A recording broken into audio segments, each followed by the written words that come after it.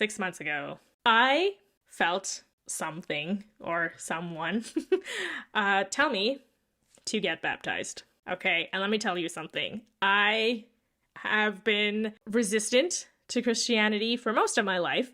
One, because I grew up Muslim, and if you have yourself grown up in a Muslim community, you know that there's quite a bit of rhetoric on why Christianity is not the correct religion, because to Muslims, Jesus is not divine. He is not a triune aspect of God. He is just a prophet to be respected and revered, but not as a divine entity. And so I grew up with that quite heavily ingrained.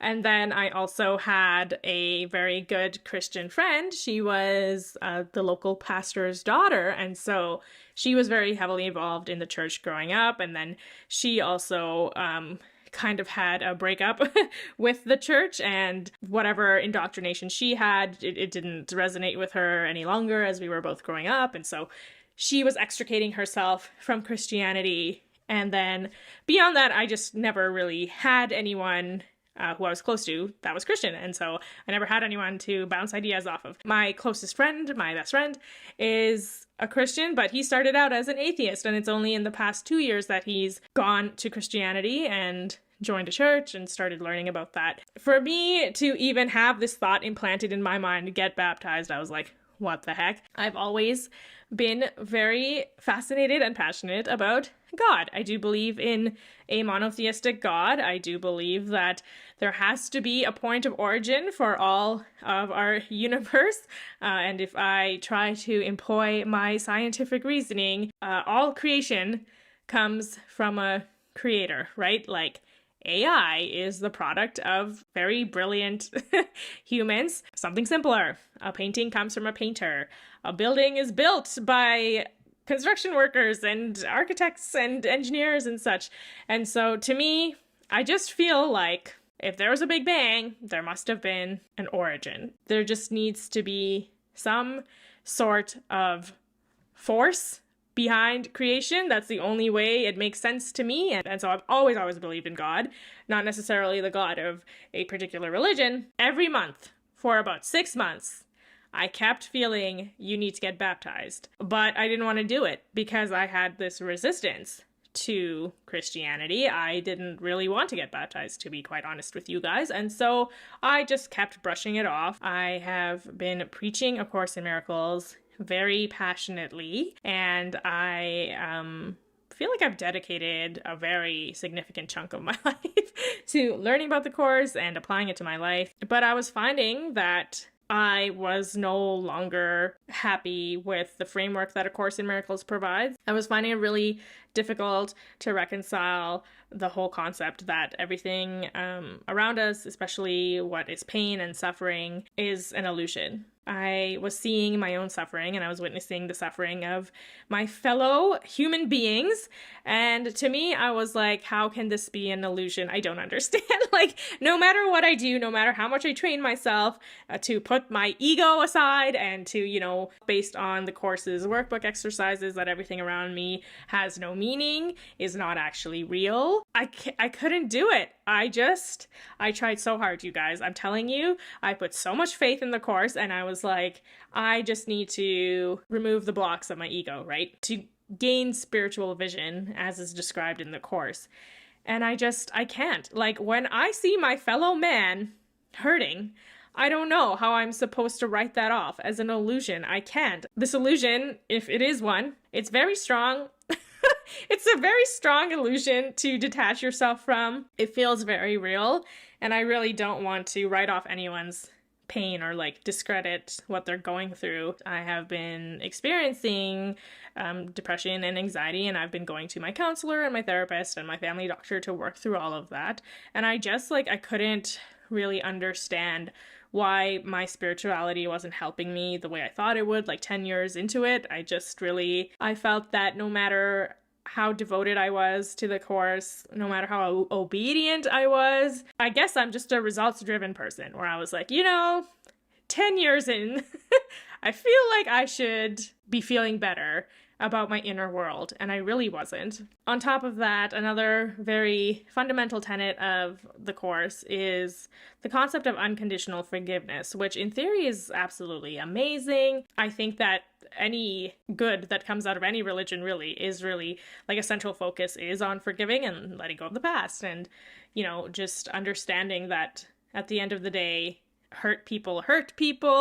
Abusers are usually the product of abuse themselves. And so to break the cycle of trauma and abuse, it is very helpful to forgive. That being said, I also really was starting to have trouble with the concept of unconditional forgiveness, not just like on a personal level, but just like the concept of justice. This particular point I find really hard to articulate because there's just something about unconditional forgiveness, which sure is very nice once again on paper. It's really hard, right, to forgive when someone has done you wrong. And that doesn't mean that you shouldn't forgive. You absolutely should. But I think when it comes to a higher power that I want to believe in, I really want my God to care about the injustices that have been done to me personally. Like, I don't know, does that make me selfish? But I was just really struggling to even forgive this person because God forgives them. In fact, God doesn't believe they did anything wrong in the first place. And to me, that's like, okay, so then my hurt means nothing. You know, on that note, I just feel another problem for me that has come to light recently about the Course is that like this whole everyone is perfect, everything is perfect in reality, you're perfect, I'm perfect. I don't feel perfect. I think there's beauty in imperfection. I think that there's something very profound about us not being perfect and to kind of like really embrace and celebrate those flaws instead of kind of sweeping them under the rug and being like, well, it's all an illusion, like it's just not real, right?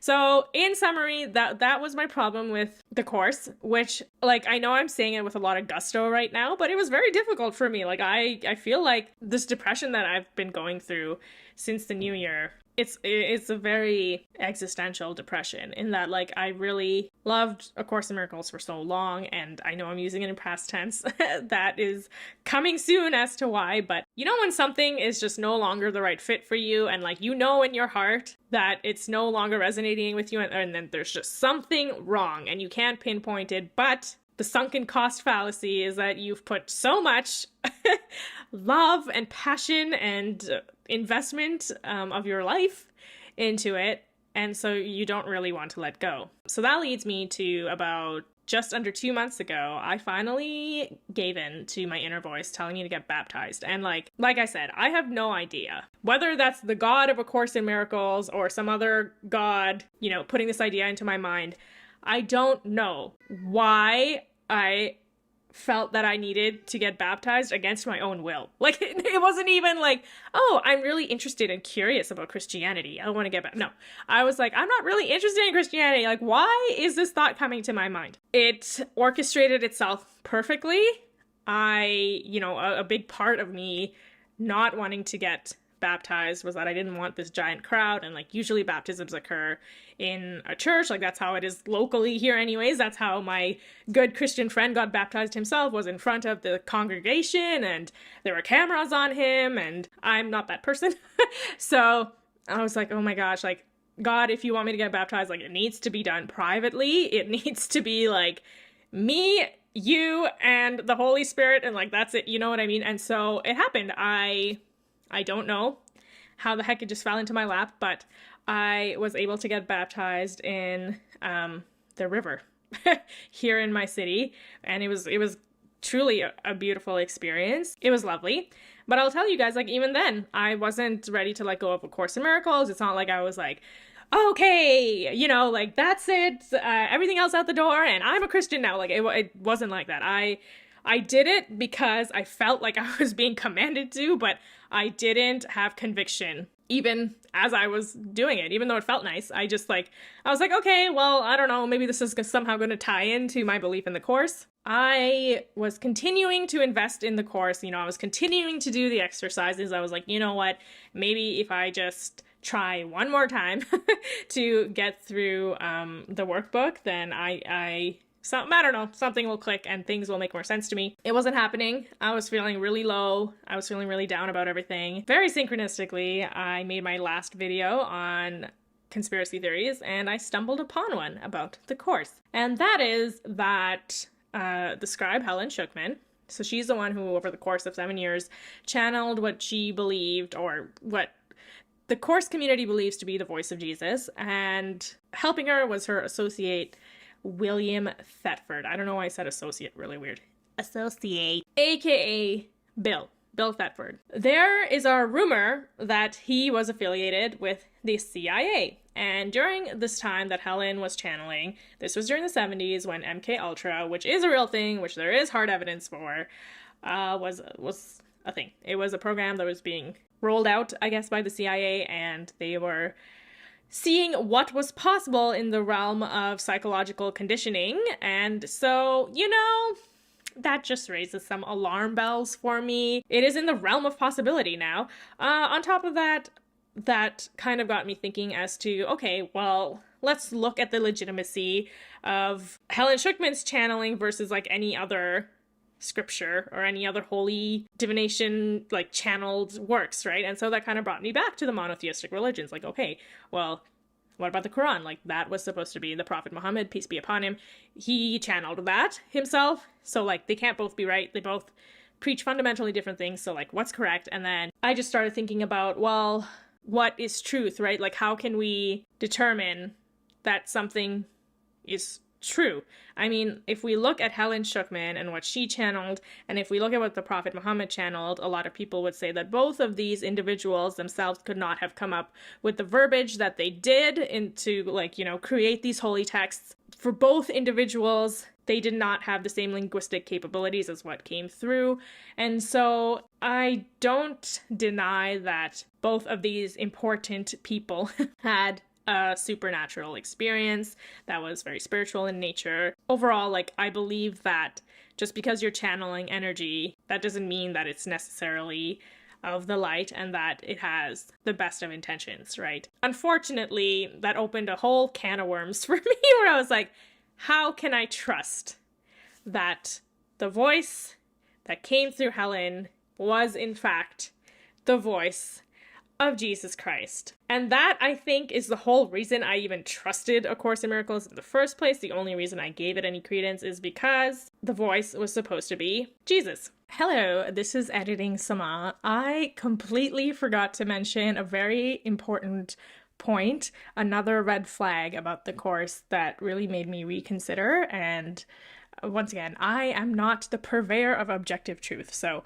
I can't tell you one way or another if this is for sure true, but I am going to just quote something that I read when deep diving into the origins of A Course in Miracles and how the scribe Helen Schucman felt about it. So it mentions here that up until Helen Schucman's death, she had kind of fallen into this depression, and a close friend of hers, a Franciscan Catholic priest, Benedict Groeschel, wrote, Helen told him many times, "I hate that damn book," referring to the Course, and that up until her passing, she repeatedly disavowed its teachings. And then quoting directly from Benedict Groeschel, quote, "This woman, who had written so eloquently in A Course in Miracles that suffering really did not exist, spent the last 2 years of her life in the blackest psychotic depression I have ever witnessed." So I was kind of looking at counter arguments to this experience of, feeling dissatisfied and very unhappy about the Course. Like, that's how Helen Schucman felt.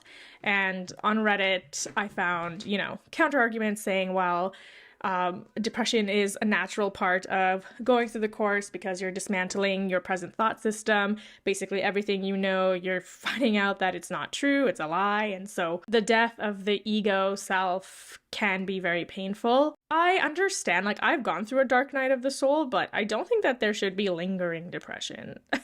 I feel like there should be meaning and purpose to the lives and the reality that we're presented with right now on a regular basis. I don't know why a loving God would let us remain in an illusory world if we're not meant to be here. This is something I've been battling in my mind for a long time. But so I'm not entirely sure if what Helen was channeling was truly the words of Jesus, or if it was some other entity masquerading as Jesus. Like when we think of channeling, really anything can come through, right? And we just have to take the word of the channeler. Like I could, if I was psychic enough to channel, I could channel something very poetic and meaningful that, yes, did not actually come from me, but how could even I, as a channeler, guarantee that what was coming through was truth? I could really say anything. I could even glorify myself as a scribe of a higher power, but like how does one know? I also want to draw a parallel to Islam here because there is a similarity in that the Quran was dictated to the Prophet Muhammad, peace be upon him, and that happened initially when he went to the cave of Hira. And I will be quoting Sahih Bukhari, the first volume, where Muhammad describes his experience, encountering Archangel Gabriel, who told him, like, take down this dictation. This is the Quran. And so according to Sahih Bukhari, which is considered to be the most trustworthy hadith, Muhammad said that the angel caught me forcefully and pressed me so hard that I could not bear it anymore. And apparently this happened repeatedly because Muhammad was resisting. And then after that initial encounter, he said that his heart was beating severely. And then in another volume of the hadith in Sahih Bukhari, this is volume 9, hadith 111, Muhammad again says that his neck muscles twitched in terror when he saw Gabriel, the angel, and that after a certain period of time, after encountering Gabriel, he was so depressed, like the prophet fell into such a depression, that he intended several times to throw himself from the tops of high mountains, and every time he went up the top of a mountain in order to throw himself down, Gabriel would appear before him and say, "O Muhammad, you are indeed Allah's apostle in truth." So once again, this kind of brings me back to the point, like, if you're channeling or, encountering a supernatural entity, really it can say or do anything. How can you trust its intentions? I do believe in the dark side of the supernatural. I do believe that there are entities that can pretend to be something else in order to fulfill their own agenda. And I know this is like the really loopy side of conspiracy theories and stuff, but those are my beliefs. So based on all these anecdotes, I feel like Helen Schuckman could have also been in a very similar situation that Prophet Muhammad was in, and I feel like a loving God would not make someone feel uncomfortable. Like, if I compare this to the Jesus of the Bible, Jesus was very happily teaching and preaching, and yes, he also had his human moments where he prayed to God at the Garden of Gethsemane to be like, I don't even know if I'm saying that right, by the way. I am a Bible noob, but I know Jesus prayed to God or the Heavenly Father and was like, oh, like, don't make me do this. And he was scared of death and of being crucified brutally. But then he said, if it's your will, let it be done. And I just feel that the Jesus of the Bible was much more self-assured and didn't really have doubts about his teachings. Like, he was very convicted, and that stayed with him throughout his entire life. This brings me to my story about meeting Jesus Christ many years ago. When I was exploring New Age spirituality, I went for a quantum hypnotherapy session, which is essentially a guided meditation or a hypnosis session, just kind of like an experience where you close your eyes and you let your mind drift and like see what shows up in your mind's eye. And I don't consider myself clairvoyant at all, and so I definitely felt that session was out of the ordinary for me. I did close my eyes. I did, listen to the soothing voice of my practitioner, and I was able to visualize past lifetimes. Now, whether that was my imagination or not, I'm not entirely sure. I'm going to keep my rational mind out of it for the purposes of storytelling. One very significant memory I have of that quantum hypnotherapy session is that at the end, there was one final guided meditation that wasn't meant to be like a past life exploration. It was more just like, what does the universe or God or whatever, what do the powers that be want you to know at this time? And so, unlike the rest of the session, for this particular portion of the guided meditation that I was being walked through, I was seeing things before the practitioner was telling me that I would see them. So, for example, I would see in my mind's eye, I would see myself walking up a hill, and then the lady who was with me would say in her very soothing voice, I want you to now imagine that you're walking up a hill. Well, okay, I'm already doing that. And then I got to the top of the hill and I saw a tree, and once again, the practitioner I was working with was like, I want you to imagine that you reach the top of the hill and you're seeing a tree. Okay, and this continued to happen for several minutes, and then eventually I saw someone who looked exactly like Jesus. There I was, once again, no affiliation with Christianity at this point. Was it the Eurocentric version of Jesus, or did he actually look like the Jewish figure that he should have looked like from the Middle East at that time? I don't know. Okay, all I know is that I recognized this person was wearing very beautifully embroidered robes, olive green with gold brocade embroidery around the sleeves and the collar, and I remember this, like I remember what it looked like, and to me it was Jesus, okay? My soul recognized this person at the top of the hill as Jesus, and he said like, sit down next to me. There was a stone bench there, so I sat down next to him, and he handed me a wooden box. Kind of like, it looked like a jewelry box, and I opened it up, and inside was this like very big, like I'm gonna say like that, this massive diamond, except instead of like your traditional diamond that shines brilliantly, it was emitting light, and it was more of like a sunshiny yellow. So I took it out of the box, and then Jesus basically helped me press that crystal. I'm going to lift myself here a little bit. He told me to like press it. Oh, look. This is my hair, and then there's cat hair. Hello. Anyways, he pressed it into my abdomen area. So I guess what you would consider like the solar plexus chakra. And he said like, this is my gift to you. And it's not like he was like, this is for your solar plexus chakra. And like, I want you to imagine this light as being joy or whatever. But that's just essentially what it felt like. And so he pressed it into my abdomen. He got up, and then he started walking away. And as he's walking away, he turned around, he looked at me over his shoulder, gave me a wink, and said, I'm actually cooler than people think. And then, very cheeky, he walked away, and it was lovely. It was a great experience, and it stuck with me, and like, ever since, I've had like basically a fangirl crush on Jesus Christ. I think he's awesome. So, but once again, I never was like, this means that I will now convert to Christianity. And that happened to me like nearly 10 years ago, that experience, meeting Jesus. And so I just went on my merry way, whatever. So full circle back to recently, upon hearing of my my beliefs being questioned as to whether Helen Schuckman actually did channel Jesus, I was like, well, I guess I should probably compare this to the Jesus Christ of the Bible, because the Bible is really the only record we have of like Jesus's life. I also read about the historical facts around Jesus. I basically went on this like research bender where I looked at historical accounts of Jesus, and this is from people who are not Christians. So, like Jewish scholars. I know there is historical evidence from non-Christians that confirms Jesus's existence. And then from there, obviously, we rely on the Bible as a series of eyewitness accounts. Now, could the Bible be doctored to say false things about this historical figure, Jesus? Sure, maybe.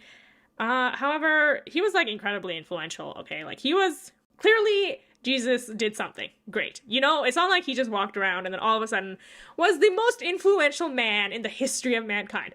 Like there must be some substance. He must have done something, right? That caught people's attention. Maybe he was just a great orator. That doesn't mean that he was divine. I don't know. I'll leave that up to you to figure out. But for me, I went down this rabbit hole of trying to figure out if I felt that A Course in Miracles was legit for me, because I basically placed all my trust in the fact that I thought it was Jesus coming through. Do I believe that now? After all the research that I've done, I no longer have the same confidence in A Course in Miracles that I did prior. There just came a day when I was like, I have done all this reading just out of general curiosity, to be honest, and because I was called to baptism and I'm not sure why, so obviously I think it's worth looking into. And I just took the evidence presented to me from the Bible, which is not just one person channeling, it is multiple gospels. Once again, are the people writing those gospels reliable? I don't know. But to me, okay, in my logical head, it makes more sense that if multiple people are writing about the same person, whereas one person over here is channeling the voice of Jesus. You know, the multiple people who are writing eyewitness accounts where there's overlap and there's continuity, that, to me, that consistency is more credible than one person channeling. This culminated in me one day in bed, ready for bed, like not doing any reading, not doing any research on anything, me just kind of very heartfelt, earnestly putting my hands together and saying, you know what? If the God of Christianity, if Jesus is the way, I finally accept. And this prayer is kind of an experiment, and I will admit that openly. But I'm willing to renounce everything else. Like, I'm really willing to let go of the Course. I'm willing to let go of the multiple hundreds of psychic readings that I was getting. I was getting so many psychic readings, you guys, and I was like too ashamed to admit it. Everything from my cats and how they were feeling to my career and what I should do with my life. And I was never getting answers. I was never satisfied, and I was wasting so much money. It's so embarrassing. So as part of my prayer, I was like, I give it all up. I was trying to learn to be psychic myself. I was reading several books on cartomancy, which is like tarot cards and like even playing cards and stuff. Like, I was going balls to the walls, you guys, trying to figure out my life from a spiritual perspective. And I was like, I give it all up. In that one prayer, I was like, if this is what you want, I'm willing to do that. I really am. Because I was miserable, right? I was so unhappy. After I said that prayer, which was truly the most honest, heartfelt prayer that I'd done in a while, something happened. All I can say is that I don't consider myself to be very psychic, but I felt a tingling sensation all through my body, which then localized to like my shoulder area. And then I don't even know how to say this without sounding like a crazy person, but it felt like a hand had come and was pulling off this blanket of energy, and I could feel like the edge of the blanket was like this tingling sensation, and it was like moving off my head as something was being lifted off of me. That's all I can describe it to you as. I don't know how to rationalize this in my brain. It is what I truly felt, and I don't know, right? It happened, and I was like, okay, I'm just going to go to bed now. That's enough for one night, I went to sleep. You guys, the next day, no more brain fog. I was experiencing horrendous brain fog and a lack of clarity. All of a sudden, I felt like someone had removed a blindfold off of me, and like so many questions that I had about my existence and my purpose in this life and my place in this world, I all of a sudden just had this knowing that I was loved for, I was cared for, and that it would be okay, and that I had a purpose here on earth. Depression gone. Anxiety gone.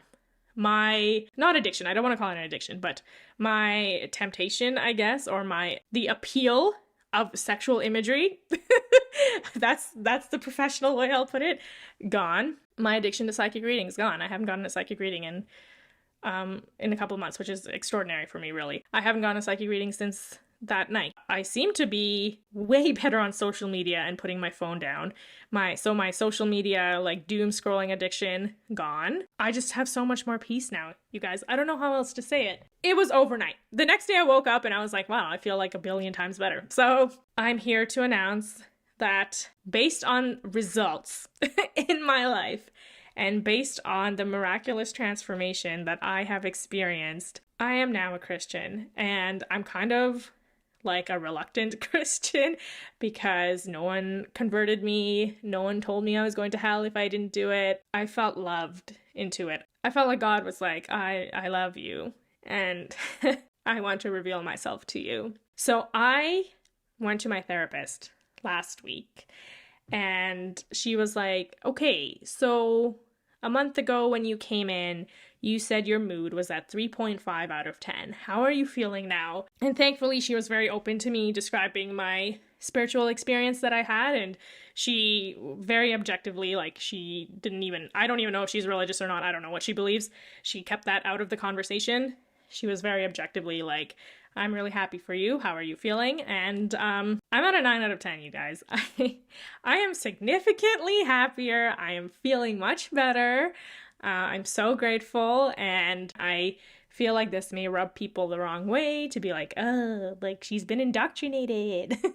But I don't care because I'm happy again. And you know how Christians are like, oh, I'm a born again Christian. I feel like I'm born again. Like, I no longer have this despair about what I'm doing with my life and the lack of success I've achieved based on, you know, my previous standards of what I thought success should look like. And I feel like the world is my oyster. I have never been so excited about my life in my whole, like, forever.